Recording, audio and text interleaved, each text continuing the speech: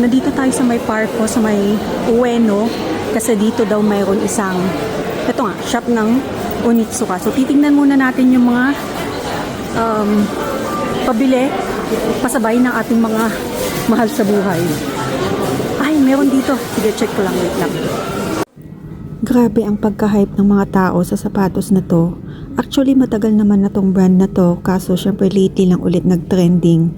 Kaya, super pinipilahan siya at pinupuntahan ng mga tourists. May mga foreigners din na nandito. Buti nga kahit papano medyo hindi na ganun ka-hype. Kasi yung mga previous vlogs, yung mga previous vlogs na mga napapanood ko before, grabe talaga, ang daming tao, tapos may pila, and this branch dito sa may Ueno, hindi siya ganun katao. Kaya buti na lang may malapit pala sa hotel. Hinihinaan ko yung boses ko kasi nakakahiya dito. Hindi kasi sanay ang mga Japanese sa mga maiingay.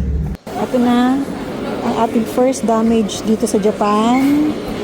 Dahil pinagkakaguluhan ang Onitsuka Tiger, pati ang mga kapamilya natin ay nagkakagulo din. Now, pwede na akong umuwi kasi dahil saktong check-in